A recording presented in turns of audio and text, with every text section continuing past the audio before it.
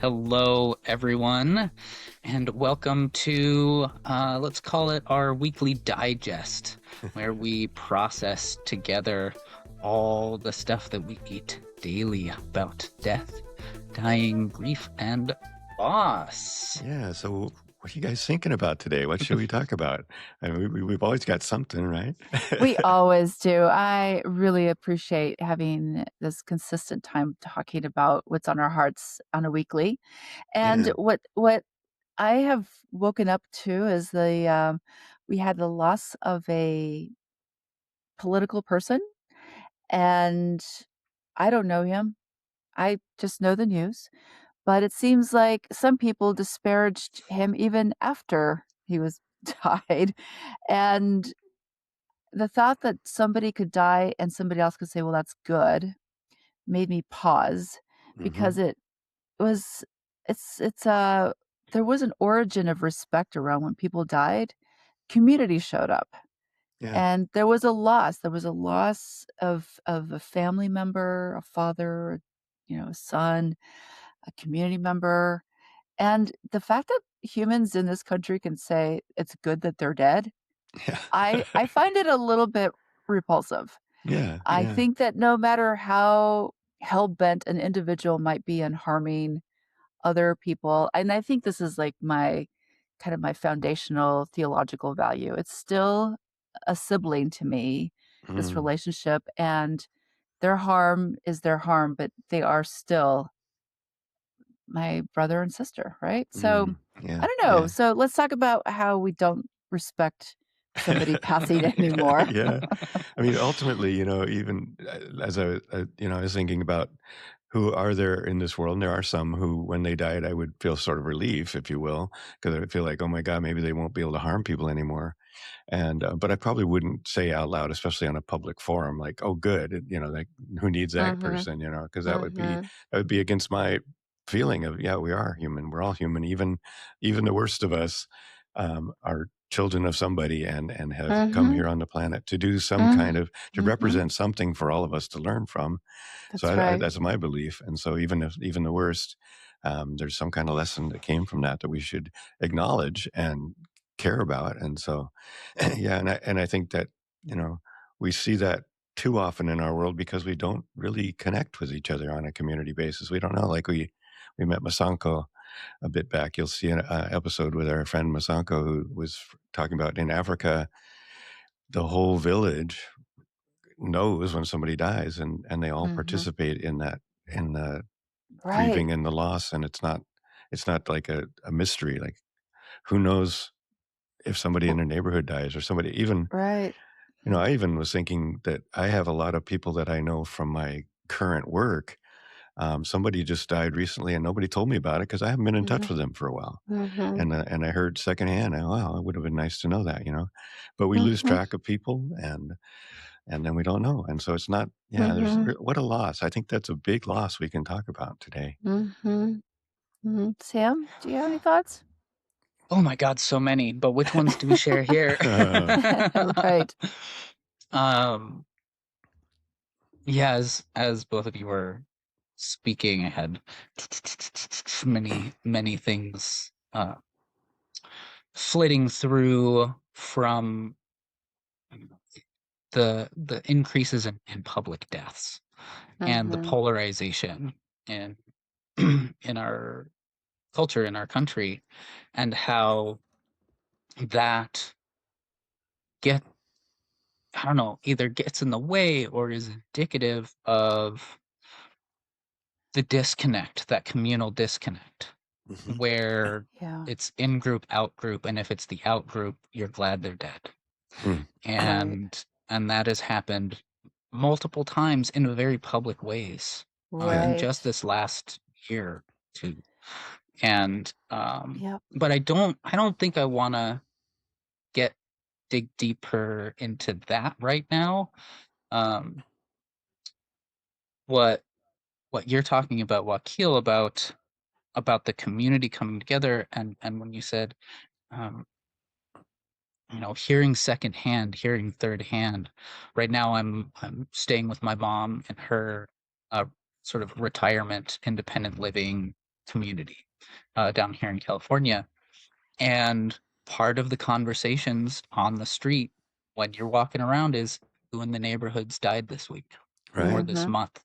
Did you hear Doris down the Mhm. street died Mhm. yesterday? Mhm. And um and so there's some of that talk, and it is in the field, but every time I encounter it on our walks or whatever, there is still a disconnect. Even Mm. in Right. a tight It's very insular. community village, insular like this, it's Mhm. still, there's not like, oh, let's go do a vigil, or are we all going to meet in the clubhouse and talk about Right. Right. Doris and her place in this community? Or Mm. Even even in a go ahead. community of like a community of like 50 houses, You're Yeah. right. it's not Well, happening necessarily. there isn't, I mean, this country is really lacking the tools to facilitate connection. Masanko. Yeah. Masanko. Masanko, Yeah. he talked about how when someone dies, someone will show up with a chicken, the bowls, the firewood for the fire, and like all the elements to do a vigil or a community ceremony, right? Yeah. So Yeah. people understand that there is a need. We're going to like show up, even if it's probably a bowl of beans, whatever. When I lived in France, I remember that there's like florists everywhere. People Hmm. constantly buying flowers for every occasion, right? Mm. In this country, people don't generally give flowers unless they're ordering it for the funeral.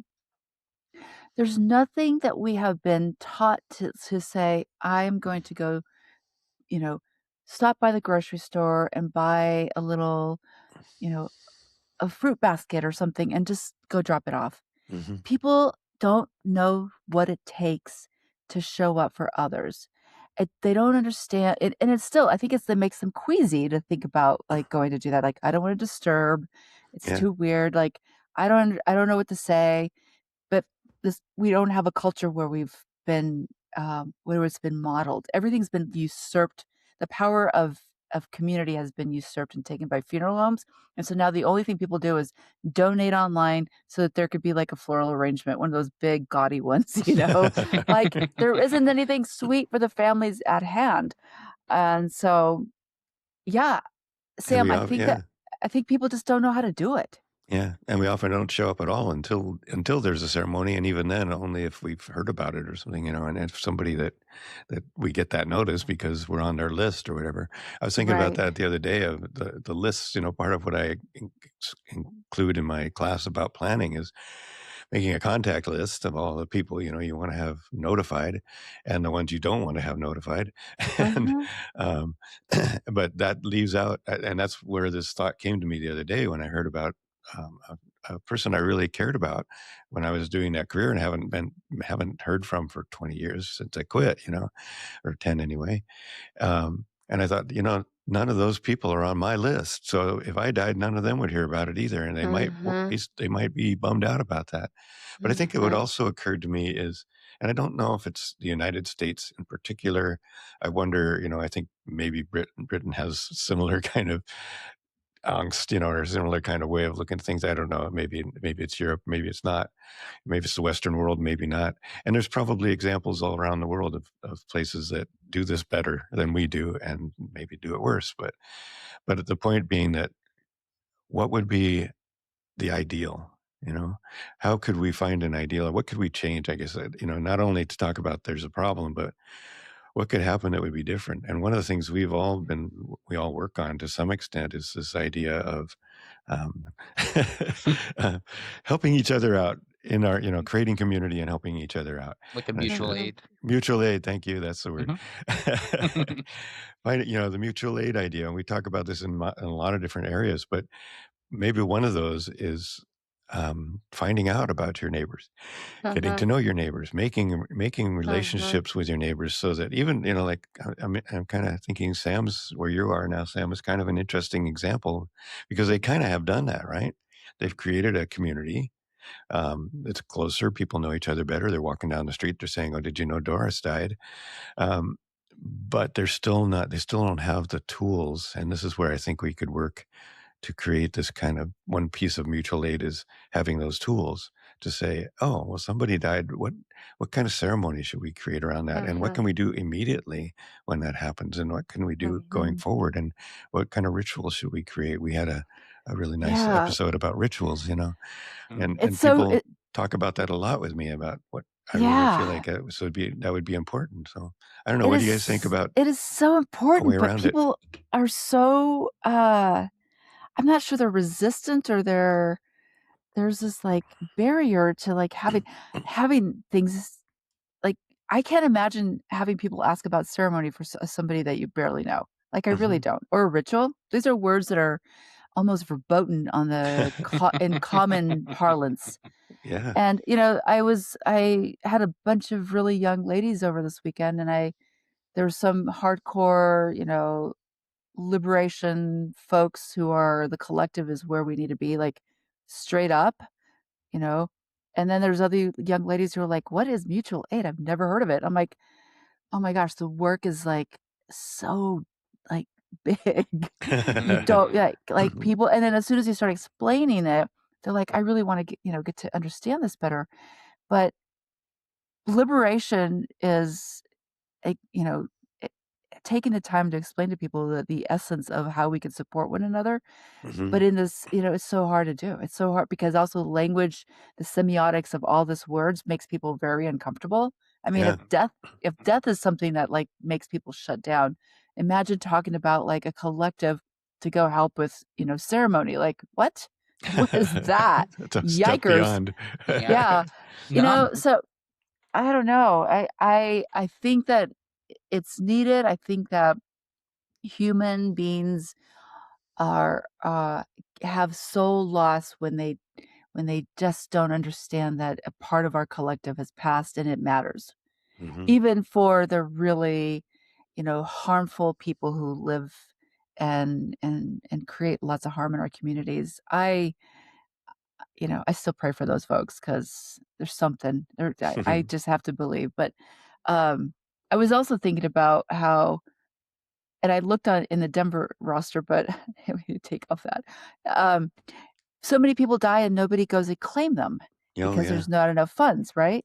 Yeah. And so in our city coroner's office, there's a whole bunch of pictures of people who have been found and nobody's collected them. Hmm. Again, like the community at large is like, "Hey, what happened to your son? He's disappeared. Like, I haven't seen him for a while." And, mom might be like, "Well, he got killed and I can't afford to pull him out of the city morgue." Hmm. Why can't people just like be like, "Oh, we got to get him out." Yeah. Like, Right. this is not something that people want to spend their time and energy in, I think. Yeah. Yeah, I think it's want to have the tools to the Understanding of understanding. It's mhm. there's so much of the disconnect, I think, is on a cultural level. We're so disconnected from just like being a part of the life and death cycle. Yeah. Mhm. For being able to look at that from ideas of collective action. Mm. That's a dirty word in It is. so It much of our really is. culture, especially right now. Like there's so much rhetoric Yeah. around any sort of collaboration, cooperation is socialism or communism, Right. dirty words Right. that all, feed into a certain sort of perception that cuts off so many people from even being able to like understand that Yeah. as like a natural part, and the narrative that it's natural to just be this atomized, isolated being, totally disconnected from everything else, which is Mhm. just, I mean, schizophrenic, sort of. uh, oh god, Yeah, but it's hard, right? It's a heavy yeah, lift to get folks to get to that point to have that conversation. Yeah. to even be talking about coming together as a Mhm. neighborhood Yeah. collectively until you're in crisis. And Yeah. there's Right. silver linings around crisis. That's A right. Right. long time, my as a community building oriented person, studying it, I've seen, crisis brings people together. And the Yeah. trick Mhm. is, how do we get people cooperating before the crisis happens, Right. Mhm. so the crisis isn't as decimating and people don't have to scramble? And sometimes it's just out of our hands, because Mhm. Yeah. the Mhm. wounds, the damage to the collective spirit is so deep. And as you were talking on Lisa, I the word like reciprocity and Mhm. accountability came up. Yeah. And that Mhm. can be a terrifying concept for people too. That Mhm. that I don't want to be accountable to my neighborhood. I don't want to be Mm. accountable Yeah. Mhm. in relationships of reciprocity with anyone in my neighborhood or anyone around Mhm. me, because what if they ask too much of me? Yeah. Mhm. Yeah. That's And back what to if that fear we talked about a long time ago. But maybe there's not Mhm. enough. right? Yeah. And what if I can't show up, or what if I ask and they can't show up, or they Hmm. judge me Mhm. for asking for help? Mhm. Yeah. And Right. all these Mhm. messy Mhm. little like cultural enculturated Yeah. pieces. And like you're saying, always said, the work, it's such big work. It's Yeah. It such Yeah. big work. And yeah. just I wonder if it maybe even goes as far back as the Western culture's separation of the body from nature, or mhm, Mhm. the way patriarchy has grown up to say there's no, don't have feelings, don't have, that separates the cowboy mentality. We lift ourselves up by our bootstraps, mhm, Mhm. and that's the right way to be. And we certainly wouldn't want to have, crying or be sad, or, we're tough, we can fight our way through this. Yeah. And that sense that which separates us, and really that, comes in the Christian religion, goes all the way back to like the third century, where they said, that where politics, where actually it was where, when the beginning of Rome saying this is our religion, it was to use it as power. And to do that, they had to separate out the feelings for each other, the community, and create this power structure, Mhm. and this separating the male from the men from the women, or not even that, the masculine from the feminine. I think it's that split is almost seems like that has become, that's like we are the epitome of what happens if you keep that split going long enough, mhm, and it's mhm, become in our culture, and specifically in the United States culture, it's just become so deeply embedded that we can't, it's hard to see beyond it. It takes a real effort of Mhm. will and a real effort of community and gathering and thinking about it and working on it to find a way around that, and to find a new way to be. So Yeah. I'd like to do that. mhm, I would too, and I think that our conversations are modeling what this means, right? To to be the springboard for, you know, thoughts that are like, "Wait, do I know my" let's just even say my extended family. Some families Yeah. are so, you Yeah. know, cut up and far away from each other.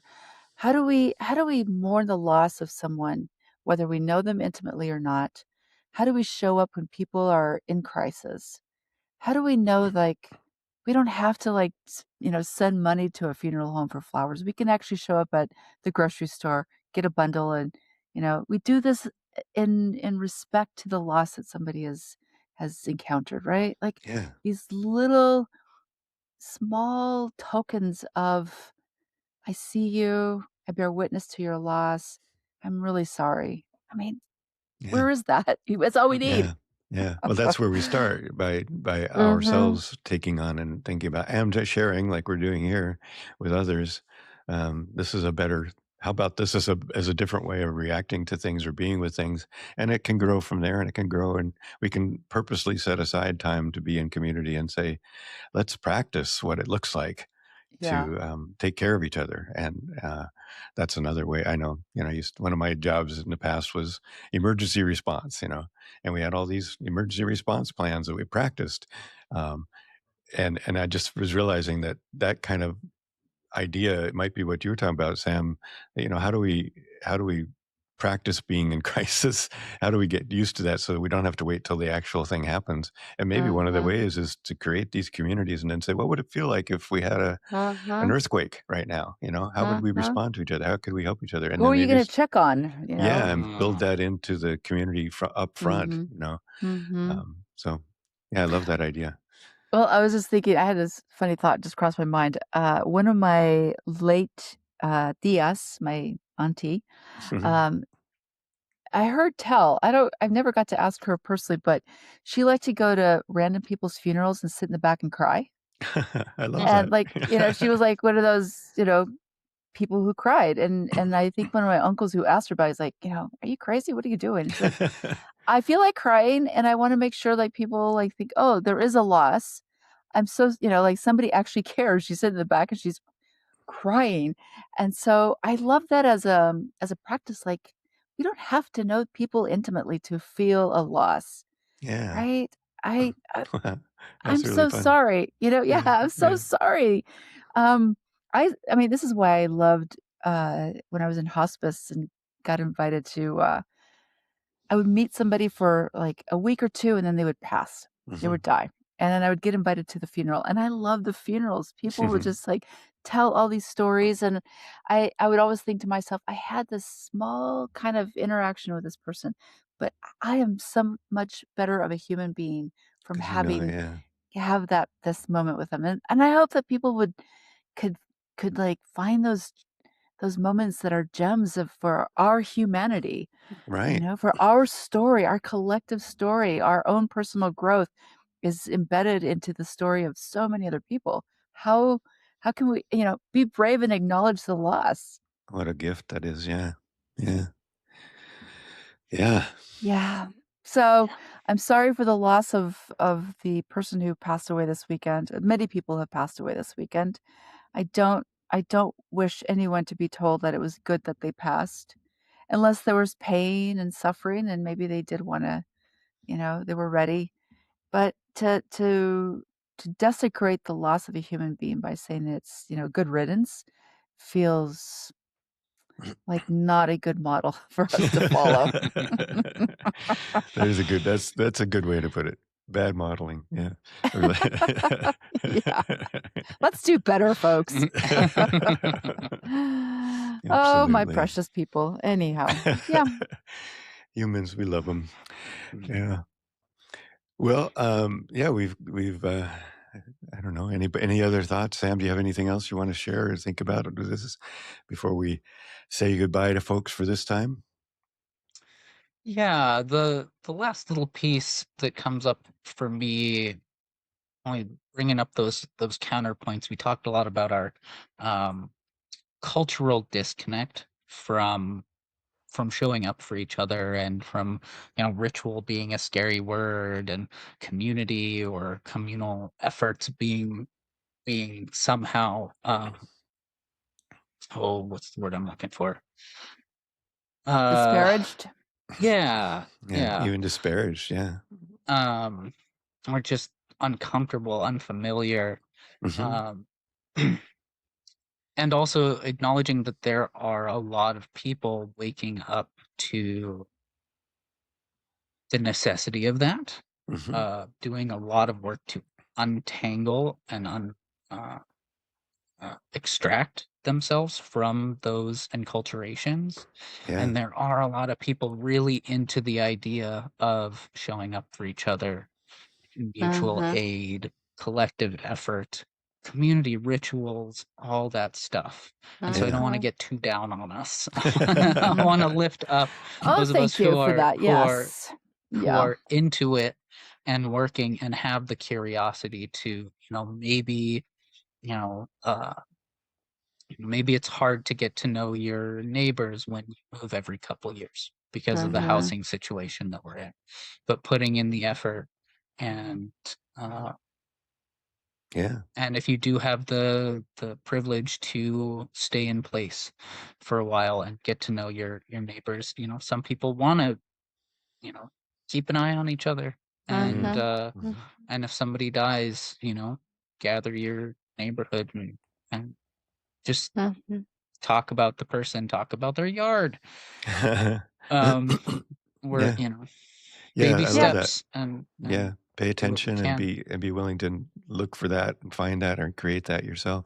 Yeah, so Mhm. for the folks in our audience, there are probably groups in your area, and look for those and Mhm. or begin to create them. And you can do it, like you said, baby steps, just one Mhm. step at a time. Go meet the person next door that you've never talked to and just get to know them a little bit. Have them over for a cup of coffee or, just these like kind of what we're doing right here. Just have a little chat.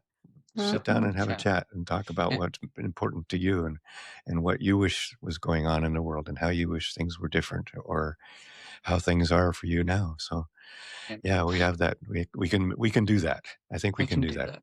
And Yeah, if you're just particularly extroverted, um, do block parties. It keeps coming up.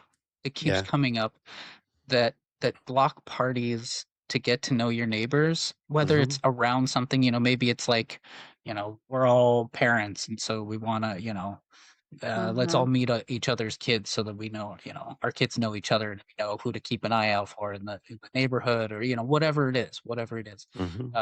Block parties have been up as a way to really initiate community building, and I've said it Mhm. before and I'll say it again. Keep Mhm. doing that. Yeah. Meet your Mhm. neighbors. Yeah. Yeah. Yeah. It's the first And that step. that could be. I'll just I'm just remembering how challenging that was. We had a neighborhood that we were in that we tried to do that with, and we would get half a dozen people out of the 30 people who lived that we invited. Um, but even that, I mean, and that at that point, that was like, okay, that's a drop in the bucket, but it's a drop in the bucket, and it'll Mhm. ripple, and it Mhm. did. We found that, even so, those 6 people then would talk to their next door neighbors and say, this is a group of us who are thinking about how do we support each other, and this was emergency management at that point. It was like, how do we support each other in an emergency, um, and who needs to be taken care of. And that was actually what happened. Is we found about an elderly woman whose son had a mental health issue, and she was kind of reaching out for help, and nobody was helping her. But one of her neighbors, who had been one of the 6, heard about her, and then the group came together, and we helped her with a lot of stuff that she needed help with. And so, Mhm. like I said, that even though it might feel like it's slow, it's drops in the bucket. That remember that those drops cause ripples, and that just it's worth it. It's worth it to whatever step you can take is going to be another step. All right. That's right. Amazing. I am gonna finish with a poem. Oh, beautiful. For Yes. Whom That's the Bell Tolls by yeah. John Donne. There you Junior high go. school, English class, but truly, this is it. Yeah. No man is an island, entire of itself. Each is a piece of the continent, a part of the main. If a clod be washed away by the sea, Europe is the less, as well as if a promontory were, as well as if a manor of thine own or of thine friends were. Mm. Each man's death diminishes me, Mm. for I am involved in mankind. Therefore, send not to know for whom the bell tolls. It tolls for thee. Mm. Yeah. Yeah. Beautiful. It is Thank, beautiful. thanks for Mm-mm-mm. reminding us of that. That's great. Uh-huh. Yeah. Putting Well, it Okay. all together. yeah, thanks so much, everybody.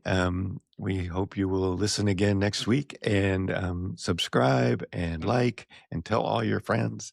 And And we really, email us. yeah, check in. What We do we want want to to, talk Email us. about? yeah, Yeah. yeah, we would love to have this community grow and create, an actual conversation Yeah. going on an ongoing basis. So yeah, get in touch. Much love to all of you. Adios. Adios. Adios. And die and grief and loss, conversations about the end of life. Thank you for joining us today. Thank you to Charles Heston, the composer of the original music you are listening to now. And of course, thanks to you, our audience, and all of our amazing guests. Please come back next week for another great episode. Share this with your friends, family, and community. We hope you will subscribe and follow us on YouTube, Facebook, Instagram, Blue Sky, and Substack. Each guest's additional information will be found in the podcast notes. And of course, if you have a good end-of-life story to share, please reach out. We are always eager to hear from you.